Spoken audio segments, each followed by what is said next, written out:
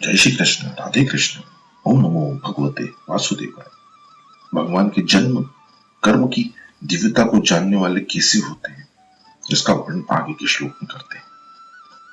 परमात्मा से विमुख होने पर नाशवान पदार्थों में राग हो जाता है। राग से फिर प्राप्त में ममता और अप्राप्त की कामना उत्पन्न होती है। राग वाले प्रिय पदार्थों की प्राप्ति होने पर तो लोभ होता है, पर उनकी प्राप्ति में बाधा पहुंचाने वाले पर क्रोध होता है। यदि बाधा पहुंचाने वाला व्यक्ति अपने से अधिक बलवान हो और उस पर अपना वश न चल सकता हो तथा समय पर वह हमारा अनिष्ट कर देगा, ऐसी संभावना हो तो भय होता है। इस प्रकार नाशवान पदार्थों के राग से ही भय, क्रोध, लोभ, ममता, कामना आदि सभी दोषों की उत्पत्ति होती है। राग के मिटने पर ये सभी दोष मिट जाते हैं। पदार्थों को अपना और अपने लिए न मानकर दूसरों का और दूसरों के लिए ही मानकर उनकी सेवा करने से राग मिटता है। कारण कि वास्तव में पदार्थ और क्रिया से हमारा संबंध है ही नहीं। अपना कोई प्रयोजन न रहने पर भी भगवान केवल हमारे कल्याण के लिए ही अवतार लेते हैं। कारण कि वे प्राणी मात्र के परम सुहृद हैं और उनकी संपूर्ण क्रियाएं मात्र जीवों के कल्याण के लिए ही होती हैं। इस प्रकार भगवान की परम सुहृदता पर दृढ़ विश्वास होने से भगवान में आकर्षण हो जाता है। भगवान में आकर्षण होने से संसार का आकर्षण, राग स्वतः मिट जाता है। जैसे बचपन में बालकों का कंकड़ पाथर में आकर्षण होता था और उनमें वे खेलते हैं। खेल में वे कंकड़ पत्थरों के लिए लड़ पड़ते हैं। एक कहता है कि ये मेरा है, दूसरा कहता है कि ये मेरा है। इस प्रकार गली में पड़े कंकड़ पत्थरों में ही उन्हें महत्ता दिखती है, परंतु जब वे बड़े हो जाते हैं तब कंकड़ पत्थरों में उनका आकर्षण मिट जाता है और रुपयों में आकर्षण हो जाता है। रुपयों में आकर्षण होने पर उन्हें कंकड़ पत्थरों में अथवा खिलौनों में कोई महत्वता दिखाई नहीं देती। ऐसे ही जब मनुष्य की परमात्मा में लगन लग जाती है तब उसके लिए संसार के रुपये और सभी पदार्थ आकर्षक न रहकर फीके पड़ जाते हैं। उसका संसार में आकर्षण या राग मिट जाता है। राग मिटते ही भय और क्रोध दोनों ही मिट जाते हैं, क्योंकि ये दोनों राग के ही आश्रित हैं। भगवान के जन्म और कर्म की दिव्यता को तत्व से जानने से मनुष्यों की भगवान में प्रियता हो जाती है। प्रियता होने से वे भगवान के ही शरण हो जाते हैं और शरण होने से वे स्वयं ममन्य अर्थात भगवन्मय हो जाते हैं। सांसारिक भोगों में आकर्षण वाले मनुष्य भोगों की कामनाओं में तन्मय हो जाते हैं। कामात्माओं और भगवान में आकर्षण वाले मनुष्य भगवान में तन्मय हो जाते हैं। तन्मय वे हर समय भगवान में ही तल्लीन रहते हैं। उनके विचारों, आचरणों आदि में भगवान की ही मुख्यता रहती है। प्रेम की अधिकता के कारण वे भगवत स्वरूप बन जाते हैं, मानो अपनी उनकी कोई अलग सत्ता ही न हो। अपने प्रीतम श्री कृष्ण की चाल ढाल, हास विलास और चितवन बोलना आदि में श्री कृष्ण की प्यारी गोपियां उनके समान ही बन गई। उनके शरीर में भी वही गतिमति, वही भावभंगी उतर आई। वे अपने को सार्थक सर्वदा भूलकर श्री कृष्ण रूप ही हो गई और उन्हीं के लीला विलास का अनुसरण करती हुई मैं ही श्री कृष्ण हूं, इस प्रकार कहने लगी। वितराग भय क्रोधा में संसार के संबंध का स्वयं का संबंध विच्छेद है और ममन्य माम उपाश्रित में भगवान की तल्लीनता है। किसी न किसी का आश्रय लिए बिना मनुष्य नहीं रह सकता। भगवान का अंश जीव भगवान से विमुख होकर दूसरे का आश्रय लेता है तो वह आश्रय टिकता नहीं, प्रत्युत मिट जाता है। धनादि नाशवान पदार्थों का आश्रय पतन करने वाला होता है। इतना ही नहीं, शुभ कर्मों को भी करने में बुद्धि का भगवत प्राप्ति के साधनों का तथा भोग और संग्रह के त्याग का आश्रय लेने पर भी भगवत प्राप्ति में देरी लगती है। जब तक मनुष्य स्वयं स्वरूप से भगवान के आश्रित नहीं हो जाता तब तक उसकी पराधीनता मिटती नहीं और वह दुख पाता ही रहता है। संसार के पदार्थों में मनुष्य का आकर्षण और आश्रय अलग अलग होता है। जैसे मनुष्य का आकर्षण तो स्त्री पुत्र आदि में होता है और आश्रय बड़ों का होता है, परंतु भगवान में लगे हुए मनुष्य का भगवान में ही आकर्षण होता है और भगवान का ही आश्रय लेता है, क्योंकि प्रिय से प्रिय भी भगवान है और बड़े से बड़े भी भगवान है। यद्यपि ज्ञान योग से भी मनुष्य पवित्र हो सकता है, तथापि यहाँ भगवान के जन्म और कर्मों की दिव्यता को तत्व से जानने को ज्ञान कहा गया है। इस ज्ञान से मनुष्य पवित्र हो जाता है, क्योंकि भगवान पवित्रों से भी पवित्र है। पवित्राणाम पवित्र, भगवान का ही अंश होने से जीव में भी स्वतः स्वाभाविक पवित्रता है। नाशवान पदार्थों को महत्व देने से, उनको अपना मानने से ही अपवित्र होता है, क्योंकि नाशवान पदार्थों की ममता ही मल अपवित्र है।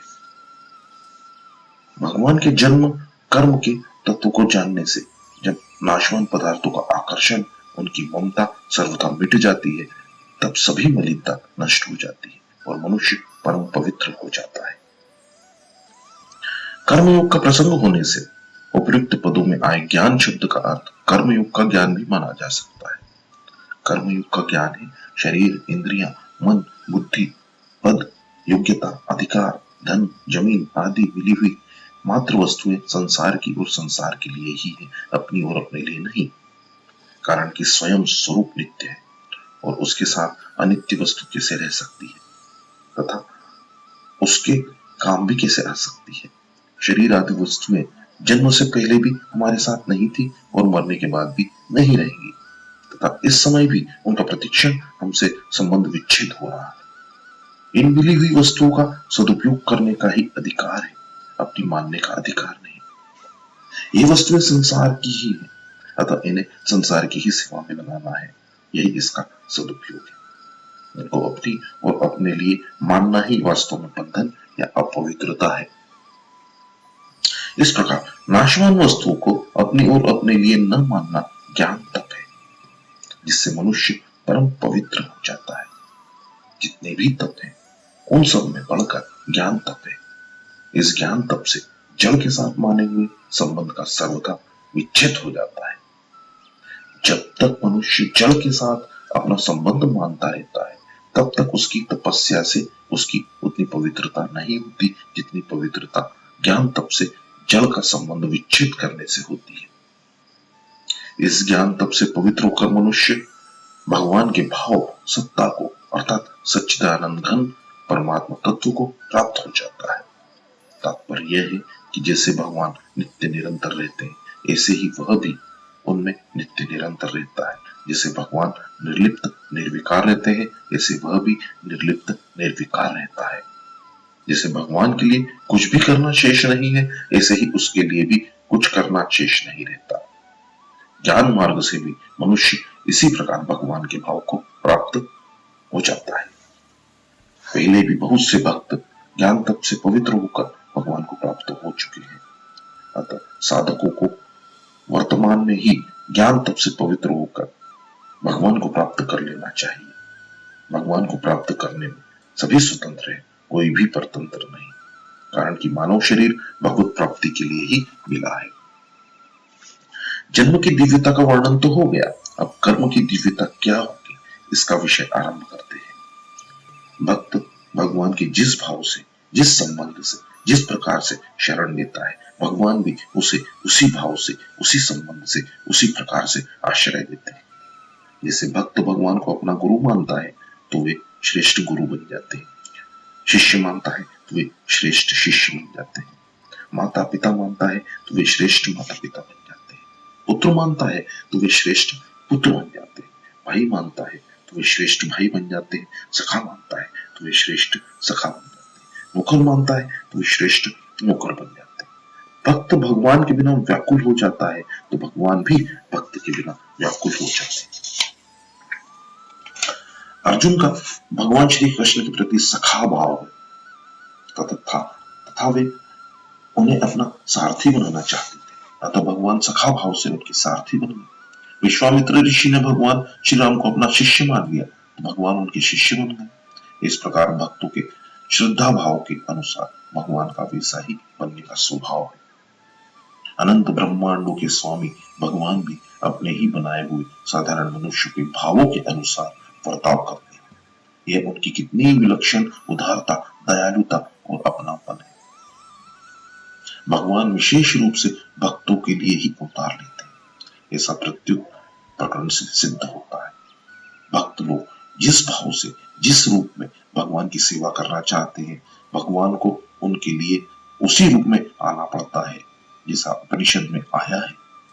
अकेले भगवान का मन नहीं लगा तो वे ही भगवान अनेक रूपों में प्रकट होकर खेलने लगे। ऐसे ही जब भक्तों के मन में भगवान के साथ खेल खेलने की इच्छा हो जाती है तब भगवान उनके साथ खेल खेलने लीला करने के लिए प्रकट हो जाते हैं।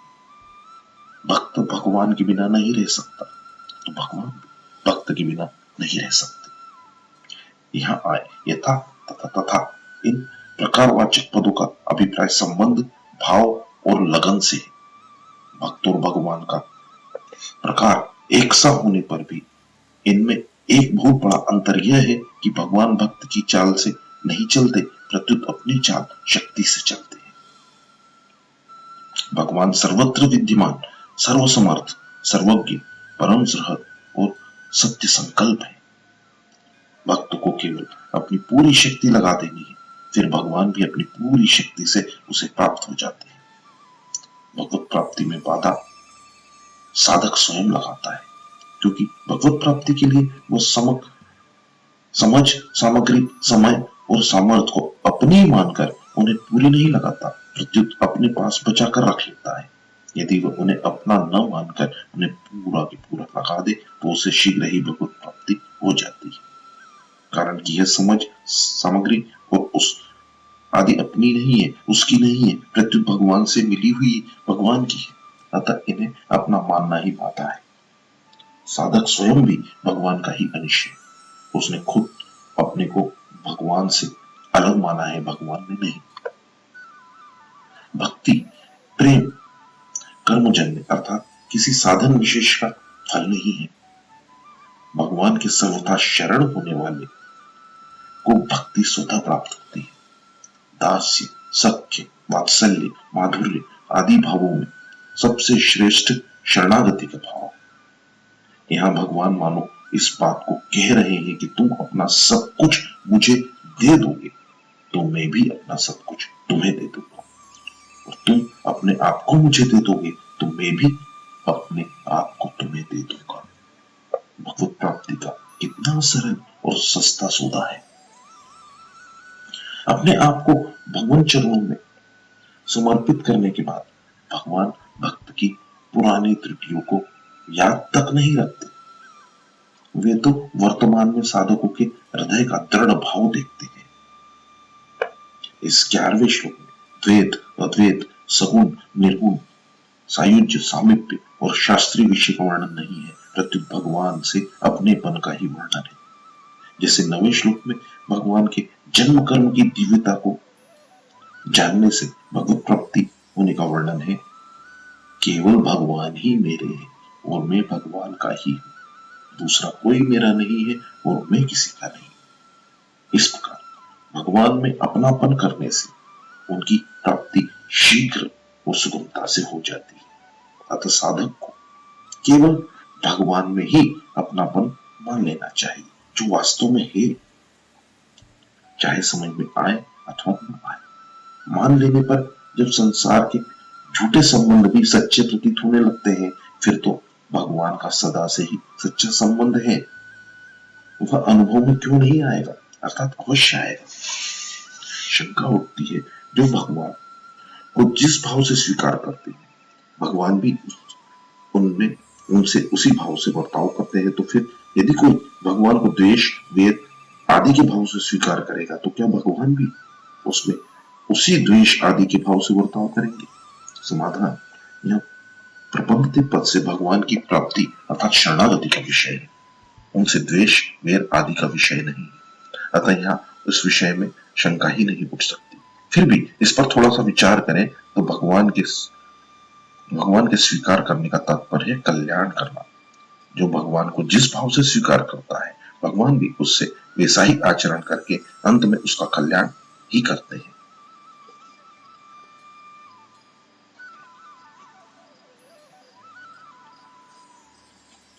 अनेक मनुष्य काम से, द्वेष से, भय से और स्नेह से अपने मन को भगवान में लगाकर एवं अपने सारे पाप धोकर वैसे ही भगवान को प्राप्त हुए हैं जैसे भक्त भक्ति से। भगवान प्राणी मात्र के परम सहत है, इसलिए जिसमें हित होता है भगवान उसके लिए वैसा ही प्रबंध कर देते हैं। वैर द्वेष रखने वाले का भी जिससे कल्याण हो जाए वैसा ही भगवान करते हैं। वैर द्वेष रखने वाला भगवान का बिगाड़ भी क्या कर लेंगे। अंगद जी को रावण की सभा में भेजते समय भगवान श्री राम कहते हैं कि वही बात कहना जिससे हमारा काम भी हो जाए और रावण का हित हो जाए। भगवान की सहजता की तो बात ही क्या, भक्त की समस्त प्राणियों के सहज होते, भक्त भी समस्त प्राणियों के सहज होते। जब भक्तों से भी किसी का किंचित मात्र भी अहित नहीं होता, तब भगवान से किसी का अहित हो ही कैसे सकता है। भगवान से किसी प्रकार का भी संबंध जोड़ा जाए वह कल्याण करने वाला होता है, क्योंकि भगवान परम दयालु, परम सहज और चिन्मय है। जिसे गंगा में स्नान वैशाख मास में किया जाए अथवा माघ मास में, दोनों ही महात्मा एक समान है, परंतु वैशाख के स्नान में जैसी प्रसन्नता होती है वैसी प्रसन्नता माघ के स्नान में नहीं होती। इसी प्रकार भक्ति प्रेम पूर्वक भगवान से संबंध जोड़ने वालों को जैसा आनंद होता है वैसा आनंद वैर द्वेष पूर्वक भगवान से संबंध जोड़ने वालों को नहीं होता। श्रेष्ठ पुरुष जैसा आचरण करता है दूसरे लोग भी उसी के अनुसार आचरण करने लग जाते हैं। भगवान सबसे श्रेष्ठ सर्वोपरि है, इसलिए सभी लोग उनके मार्ग का अनुसरण करते हैं। तीसरे अध्याय में 23वें श्लोक के उत्तरार्ध में भी यही बात उपयुक्त पदों से कही गई है। साधक भगवान के साथ जिस प्रकार का संबंध मानता है, भगवान उसके साथ वैसा ही संबंध मानने के लिए तैयार है। महाराज जब दशरथ जी भगवान श्री राम को पुत्र भाव से स्वीकार करते हैं तो भगवान उनके सच्चे पुत्र बन जाते हैं और सामर्थ्यवान होकर भी पिता दशरथ जी के वचनों को टालने में अपने को असमर्थ मानते हैं। भगवान श्री राम कहते हैं, मैं महाराज पिताजी के कहने पर आग में भी प्रवेश कर सकता हूँ, तीक्ष्ण विष का भी भक्षण कर सकता हूँ और समुद्र में भी कूद सकता हूँ। इस प्रकार के आचरणों से भगवान यह रहस्य प्रकट करते हैं कि यदि तुम्हारी संसार में किसी के साथ संबंध के नाते प्रियता हो तो वही संबंध तुम मेरे साथ कर लो। जैसे माता पिता में प्रियता हो तो मेरे को माता पिता मान लो, पिता में प्रियता हो तो मेरे को पिता मान लो, पुत्र में प्रियता हो तो मेरे को अपना पुत्र मान लो आदि। ऐसा मानने से मेरे में वास्तविक प्रियता हो जाए और मेरी प्राप्ति सुगमता पूर्वक हो जाएगी। दूसरी बात, भगवान अपने आचरणों से यह शिक्षा देते हैं कि जिस प्रकार मेरे साथ जो संबंध मानता है उसके लिए मैं भी वैसा ही बन जाता हूँ। उसी प्रकार तुम्हारे साथ जो जैसा संबंध मानता है तुम भी उसके लिए वैसे ही बन जाओ। जैसे माता पिता के लिए तुम सुपुत्र बन जाओ, पत्नी के लिए तुम सुयोग्य पति बन जाओ, बहन के लिए तुम श्रेष्ठ भाई बन जाओ आदि। परंतु बदले में उनसे कुछ मत चाहो। जैसे कुछ लेने की इच्छा से माता पिता को अपने न मानकर केवल सेवा करने के लिए ही उन्हें अपने माना, ऐसा मानना ही भगवान के मार्ग का अनुसरण करना है। अभिमान रहित होकर निस्वार्थ भाव से दूसरों की सेवा करने से शीघ्र ही दूसरों की ममता छूटकर भगवान में प्रेम हो जाए, जिससे भगवान की प्राप्ति हो जाएगी। अहंकार रहित होकर निस्वार्थ भाव से कहीं भी प्रेम किया जाए तो वह प्रेम स्वतः प्रेम में भगवान की तरफ चला जाता है, कारण कि अपना अहंकार और स्वार्थ ही भगवत प्रेम में बाधा डालता है। इन दोनों के कारण मनुष्य का प्रेम भाव सीमित हो जाता है और इनका त्याग करने पर उसका प्रेम भाव व्यापक हो जाता है। प्रेम भाव व्यापक होने पर उसके माने हुए सभी बनावटी संबंध मिट जाते हैं और भगवान का स्वाभाविक नित्य संबंध जागृत हो जाता है। जीव मात्र का परमात्मा के साथ स्वतः नित्य संबंध है, परंतु जब तक जीव इस संबंध को पहचानता नहीं और दूसरा संबंध जोड़ देता है, तब तक वो जन्म मरण के बंधन में पड़ा रहता है। उसका ये बंधन दो ओर से होता है। एक तो वो भगवान के साथ अपने नित्य संबंध को पहचानता नहीं, और दूसरे जिसके साथ वास्तव में अपना संबंध है ही नहीं, उसके संबंध को नित्य मान लेता है। यह जीव के अनुसार अपना संबंध केवल भगवान से मान लेता है, अर्थात पहचान लेता है, तब उसे भगवान से अपने नित्य संबंध का अनुभव हो जाता है। भगवान के नित्य संबंध को पहचानना ही भगवान की शरण होना है। शरण होने पर भक्त निश्चिंत, निर्भीक, निशोक और निशंक हो जाता है। फिर उसके द्वारा भगवान की आज्ञा के विरुद्ध कोई क्रिया किसे हो सकती है? उसकी संपूर्ण क्रिया भगवान की आज्ञा के अनुसार होती है। परिशिष्ट भाव यह है कि यद्यपि यह संसार साक्षात परमात्मा का स्वरूप है, तथापि जो इसको जिस रूप से देखता है, भगवान भी उसके लिए उसी रूप से प्रकट हो जाते हैं। हम अपने को शरीर मानकर अपने लिए वस्तुओं की आवश्यकता मानते हैं और उनकी इच्छा करते हैं, तो भगवान भी उन वस्तुओं के रूप में हमारे सामने आते हैं। हम असत में स्थित कर देखते हैं तो भगवान भी असत रूप से ही दिखते हैं। जैसे बालक खिलौना चाहता है तो पिता रुपए खर्च करके भी उसको खिलौना ला कर देता है। ऐसा ही हम जो चाहते हैं, परम दयालु भगवान स्वयं सदा सत्य स्वरूप रहते हुए भी उसी रूप से हमारे सामने आ जाते हैं। अगर हम भोगों को न चाहें तो भगवान को भोग रूप से क्यों आना पड़े, बनावटी रूप क्यों धारण करना पड़े? भगवान के स्वभाव में यथा तथा होते हुए भी जीव पर उनकी बड़ी भारी कृपा है, क्योंकि कहां जीव और कहां भगवान। अभिमान के सिवाय जीव में और क्या सामर्थ्य? फिर भी जीव का भगवान में आकर्षण होता है, तो भगवान का भी जीव में आकर्षण होता है। जैसे विदुरानी अपने आप को भूल गई, तो भगवान भी अपने आप को भूल गए और केले के छिलके खाने लगे तथा उसी में आनंद लेने लगे। भगवान के स्वभाव में यथा तथा केवल क्रिया में, भाव में नहीं। भगवान का आस्तिक से आस्तिक व्यक्तियों के प्रति जो स्नेह है, कृपा है, वैसा ही स्नेह कृपा नास्तिक से नास्तिक व्यक्तियों के प्रति भी है। इसलिए भगवान के यथा तथा में स्वार्थ भाव नहीं, प्रत्युत यह तो भगवान की महत्ता है कि कहां जीव और कहां भगवान।